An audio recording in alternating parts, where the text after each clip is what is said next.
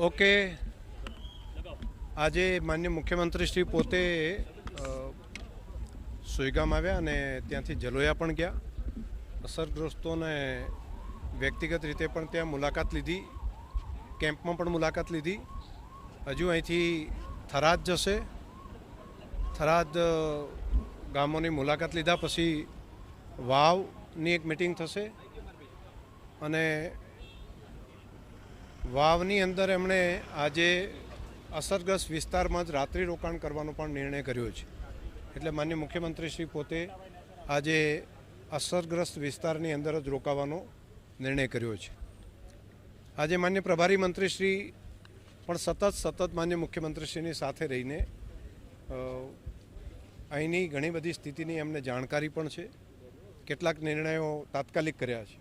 એમાંનો એક નિર્ણય એ કર્યો છે કે પશુ માટે તાત્કાલિક ઘાસ લાવીને સૂકું ઘાસ ગવર્મેન્ટનું એ અસરગ્રસ્ત વિસ્તારના પશુઓ સુધી પહોંચે એના માટેની તાત્કાલિક સૂચનાઓ માન્ય મુખ્યમંત્રીશ્રીએ આપી છે.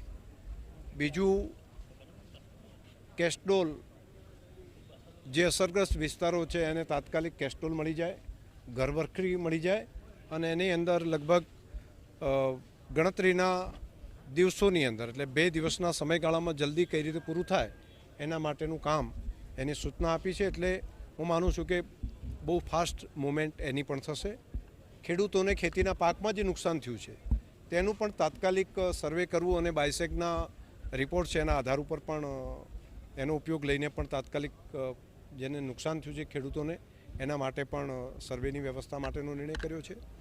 જેમને ગાય ભેંસ મૃત્યુ પામ્યા હોય, પશુ મૃત્યુ પામ્યા હોય તો એનું તાત્કાલિક સ્થળ ઉપર જ ત્યાં ફોટો પાડીને ડૉક્ટરની હાજરીમાં જે માલિકનો ફોટો અને પશુનો ફોટો પાડી અને તેને પણ સરકારની સહાય અપાવી. તે સિવાય ઘર વખરીમાં જેને નુકસાન થયું હોય, મકાનનું નુકસાન થયું હોય એના માટે પણ અત્યારે ચર્ચા કરી છે. હજુ પણ આજે રોકાશે, આવતીકાલે પણ બાકીની જે વાત હશે એ માન્ય મુખ્યમંત્રીશ્રી કે માન્ય પ્રભારી મંત્રીશ્રી કક્ષાએથી તમને જાણકારી મળશે. પણ હું આભાર માનું છું માન્ય પ્રભારી મંત્રીશ્રી, માન્ય મુખ્યમંત્રીશ્રીનો કે એમણે સતત અહીં આવીને પૂરી અધિકારીઓની ટીમ આ મુશ્કેલીના સમયમાં આ સરહદી વિસ્તારને આપણને આવીને મદદ કરી. મને ભરોસો છે કે પ્રજાજનોને પણ આના કારણે ફાયદો થશે.